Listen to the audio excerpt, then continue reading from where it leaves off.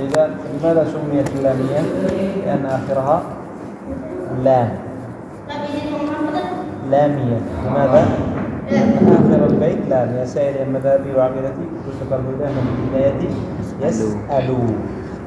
اسمع كلام محقق في قوله لا يهتني عنه ولا يتبدلوا. لام آخرها لام سميت اللامية. وهذه يعني عبارة عن أبيات 16 بيت ذكر فيها المؤلف رحمه الله تعالى عقيدة أهل السنة والجماعة أو بعض عقيدة أهل السنة والجماعة ما يتعلق بالقرآن بالصحابة وبما يكون في يوم القيامة بعض أمور الميزان الصراط وغير ذلك. قال المؤلف رحمه الله شيخ الإسلام ابن تيمية يا سائلي عن مذهبي وعقيدتي رزق الهدى من للهداية اسألوا. اسمع كلام محقق في قوله لا ينثني عنه ولا يتبدل. كأن شيخ الإسلام ابن تيمية رحمه الله تعالى جاءه رجل يسأله عن عقيدته وعن مذهبه فقال يعني جاوب عليه بهذه القصيدة وبهذه الأبيات. وقد كان شيخ الإسلام ابن تيمية رحمه الله تعالى يعني عالم كبير كان عنده علم غزير ولذلك يعني كان علمه محفوظ في صدره ذلك ألف يعني كثير من الكتب كأنه سئل يسأل ثم يؤلف مثل العقيدة الواسطية. جاءه رجل من واصل منطقة اسمها واصل فسأله عن العقيدة فكتب يعني قرأها عليه العقيدة مثلا من حفظه ما بين الظهر إلى العصر فقط بين الظهر والعصر. نحن إذا نريد نحفظ العقيدة الواسطية يحتاج لنا سنة إلى أن نحفظها ما أدري كم أشهر وهذا في مجرد ما بين الظهر إلى العصر. ذكر له يعني عقيدة أهل السنة مع الأدلة كل شيء بالدليل. قال يا سائلي عن مذهبي وعقيدتي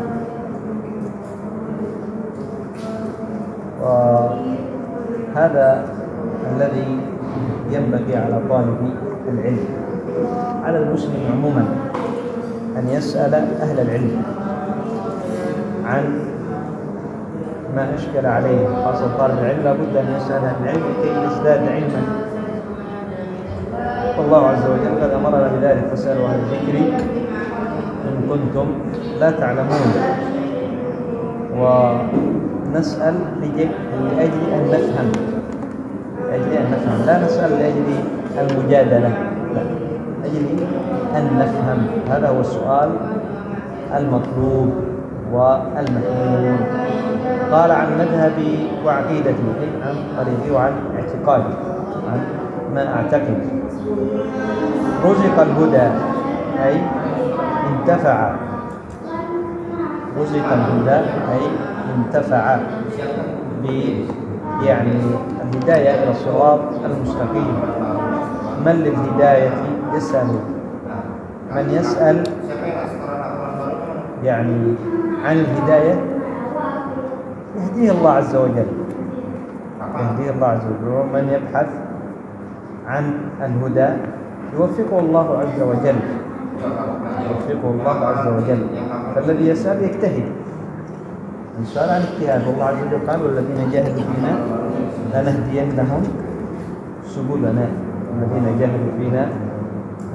لنهدينهم سبلنا رزق الهدى. هذا أيضا دعاء من الشيخ رحمه الله تعالى، شيخ الإسلام ابن تيمية، وهو أيضا بيان من للهداية يسأله، ومن يسأل عن الهداية سيهديه الله عز وجل، سيهديه الله عز وجل. وهذا الرجل سأل عن عقيدة أهل السنة، وفق بهذا السؤال.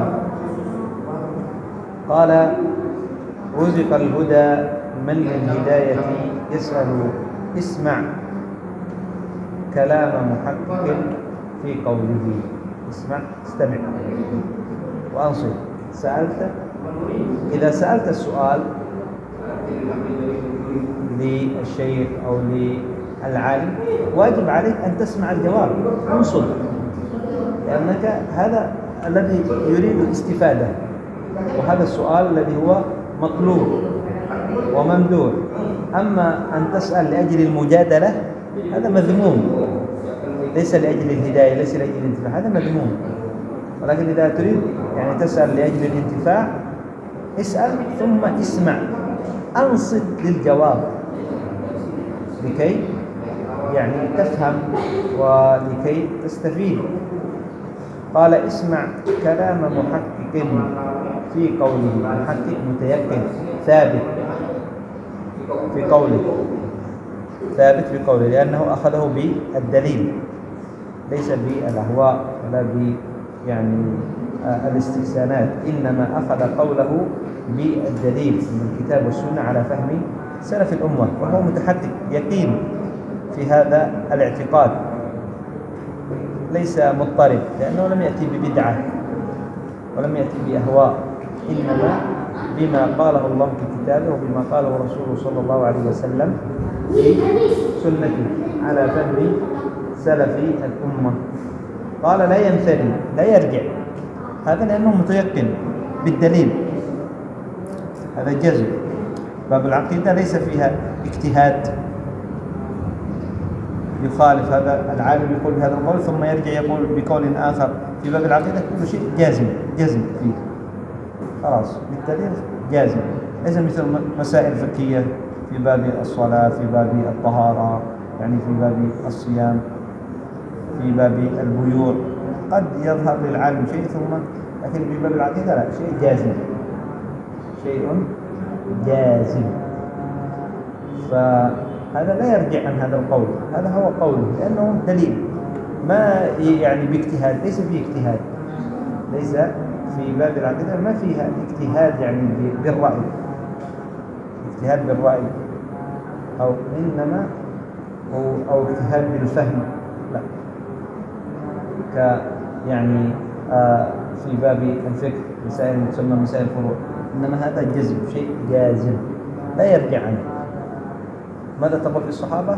حبهم واجب، لا يقول يعني أولا يعني حبهم مستحب أو ثم يعني يتراجع يقول حبهم واجب. ماذا تقول في القرآن؟ هو كلام الله، بس جازم، بس يعني كلام آخر ثم يرجع عن هذا الكلام، مفهوم؟ لا ينثني، لا يرجع عنه، لا يغير ولا يتبدل، لا يتغير، القول واحد في باب العقيدة، لأنه أخذه من مصدره من الكتاب والسنة على فهم سلف الأمة، على فهم سلف الأمة. قال: حب الصحابة، حب الصحابة كلهم لي مذهب.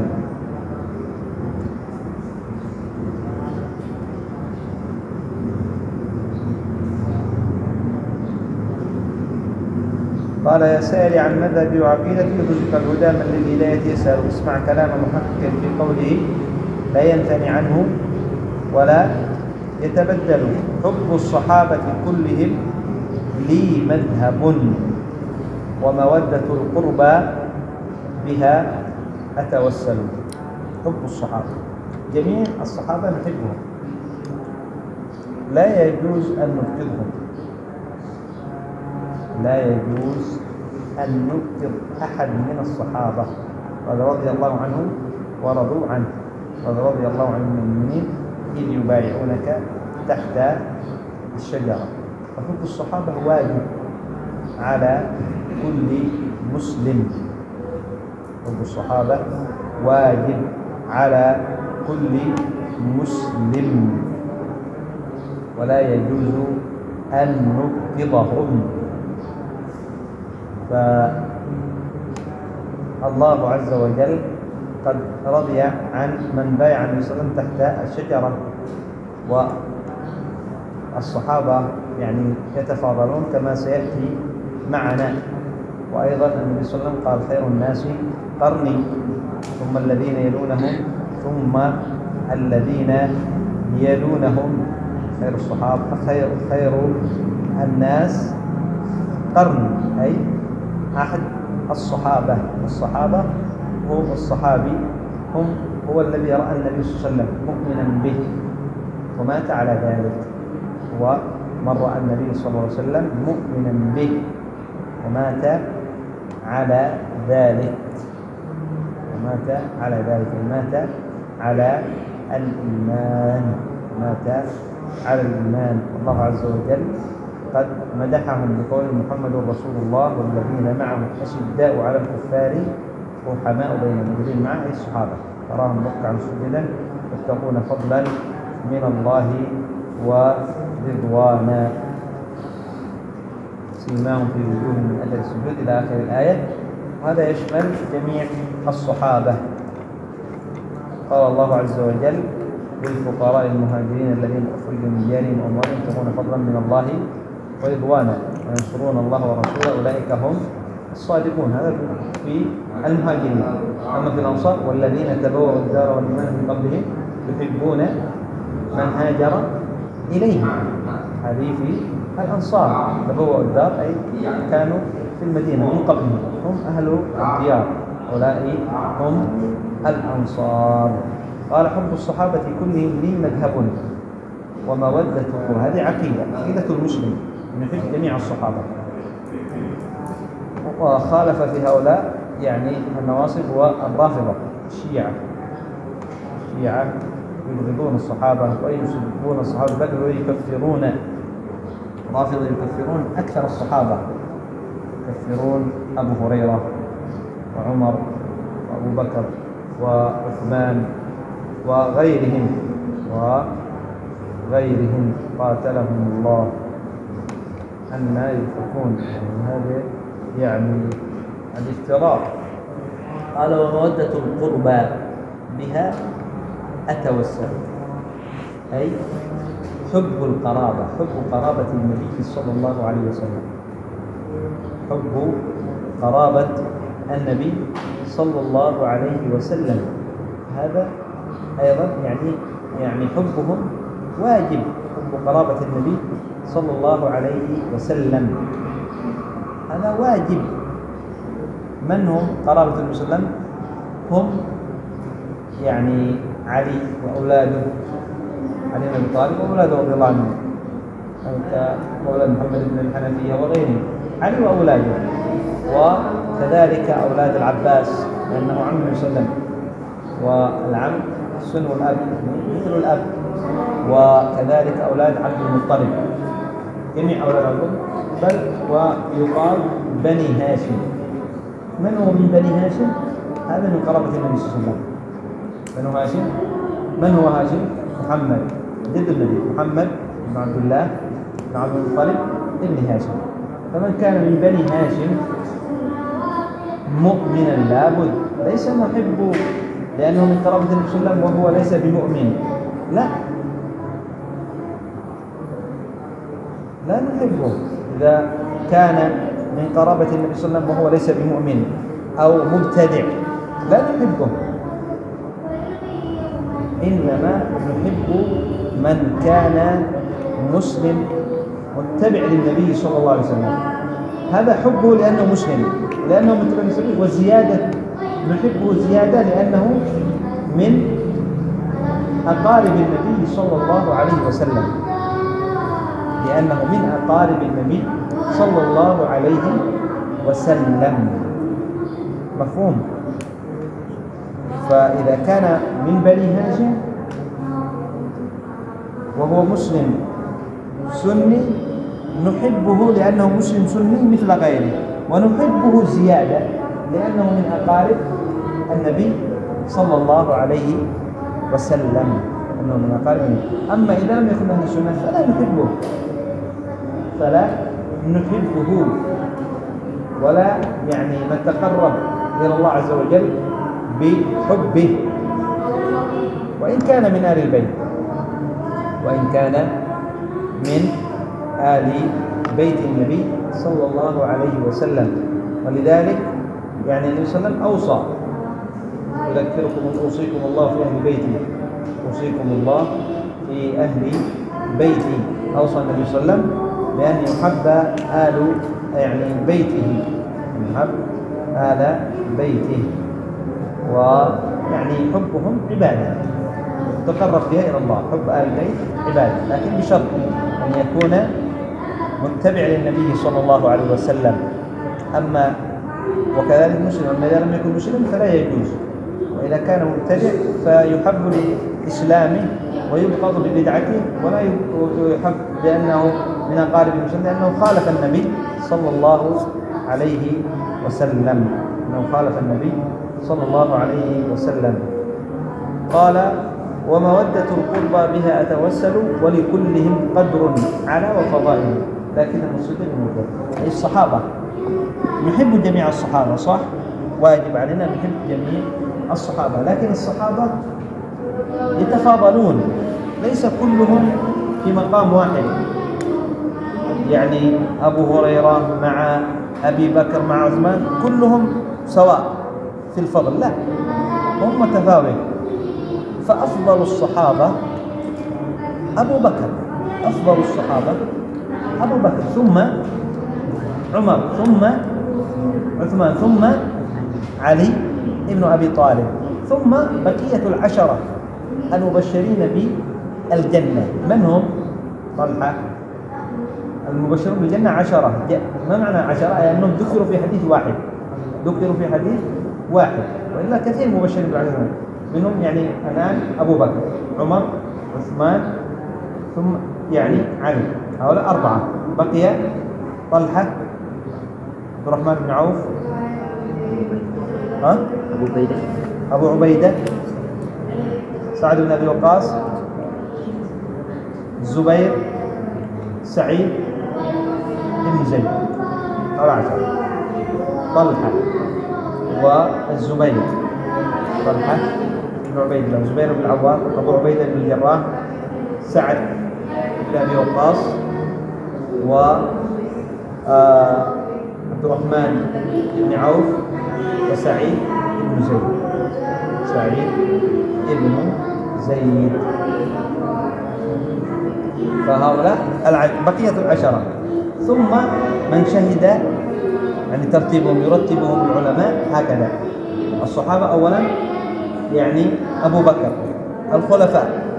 الخلفاء 4 أولهم أبو بكر، ثم عمر، ثم عثمان، ثم علي، ثم بقية العشرة، الذين بقية 6 طلحة. ثم يعني في الفضل بعدهم من شهد بدر، من شهد بدرا، ثم أهل بيعة العقبة،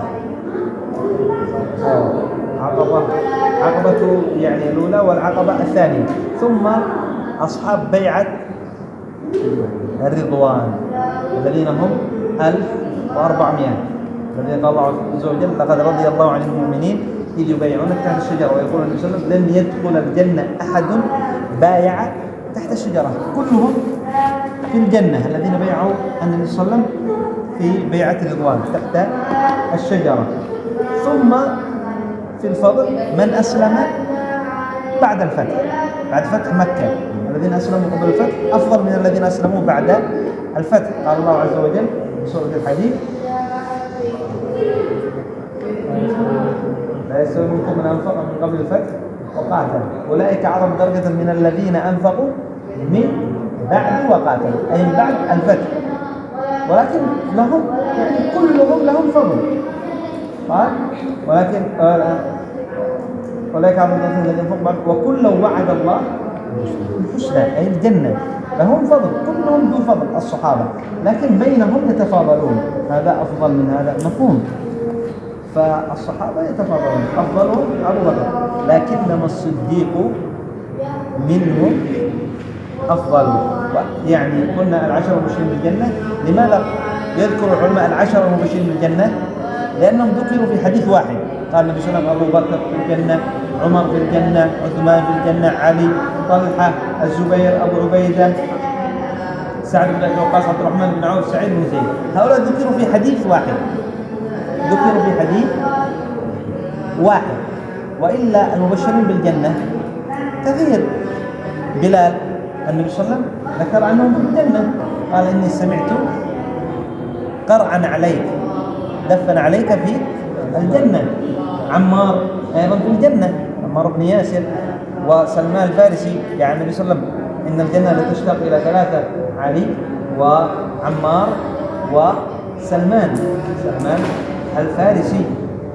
وأيضا ثابت بن قيس خطيب النبي صلى الله عليه وسلم اللي كان يخطب، فلما نزلت سورة الحجرات يا أيها الذين آمنوا لا تقدموا بين يدي الله ورسوله واتقوا الله إن الله سميع عليم، يا أيها الذين آمنوا لا ترفعوا أصواتكم، لما نزلت هذه الآية فوق صوت النبي ولا تجهروا له بالقول كجهر بعضكم لبعض أن تحبط أعمالكم.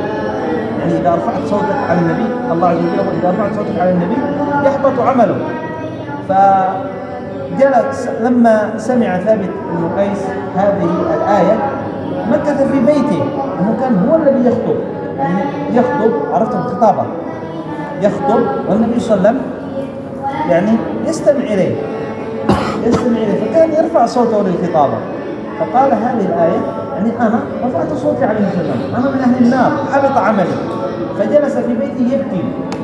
فالنبي صلى الله عليه وسلم يعني نظر في مجلسه، ليس ثابت موجود. أين ثابت؟ ليس موجود. قال هو في بيته. لماذا ذهبوا يسألون؟ لماذا؟ قال أنا حبط عملي، إنه في بيته يبكي ويقول أنه حبط عمله.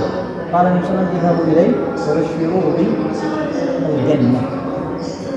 ثالث بن قيس مسمى، اذهبوا إليه وبشروه بالجنة، فهو من المبشرين بالجنة. فيعني الذي يريد أن تفهموا العشرة أي ذكروا في حديث واحد، ذكروا. قال ولكلهم قدر على وفضائله، لكنما الصديق أبو بكر الصديق، يدعى بأبي بكر الصديق، وهو الذي نزل يعني فيه قول الله عز وجل الذي جاء بالصدق وصدق به، الذي جاء بالصدق والنبي صلى الله عليه وسلم وصدق به. قال العلماء هو أبو بكر، الذي جاء بالصدق وصدق به أي أبو بكر، مراد به أبو بكر، ويعني خاص بأبي بكر وغيره من صدق بالنبي صلى الله عليه وسلم، يعني مراد به أولا أبو بكر. وأيضا الذي قال الله عز وجل في القرآن إذ هما في الغار إذ يقول لصاحبه لا تحزن. من هو صاحبه؟ النبي صلى الله عليه وسلم. من هو صاحبه؟ من كان معه في الغار؟ أبو بكر، وهو الذي هاجر مع النبي صلى الله عليه وسلم، وهو الذي دافع عن النبي صلى الله عليه وسلم في مكة.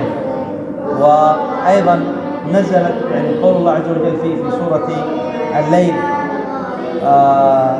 في آخر فأما من أعطى واتقى وصدق بالحسنى، لا في آخر سورة الليل إذا يغشى قال الله عز وجل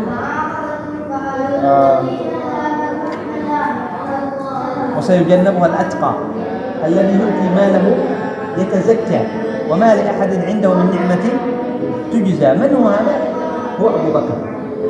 وسيجنبها الأتقى هو أبو بكر الذي يؤتي ماله يتزكى وما لأحد عنده من نعمة تجزى. قال أهل التفسير هو أبو بكر رضي الله عنه، وغير ذلك من فضائله، وفضائله كثيرة، فهو أفضل الخلق بعد الأنبياء والرسل، هو أبو بكر رضي الله عنه وأرضاه. طيب نكتفي بهذا القدر. اللهم سبحانك اللهم وبحمدك أشهد أن لا إله إلا أنت أستغفرك وأتوب إليك.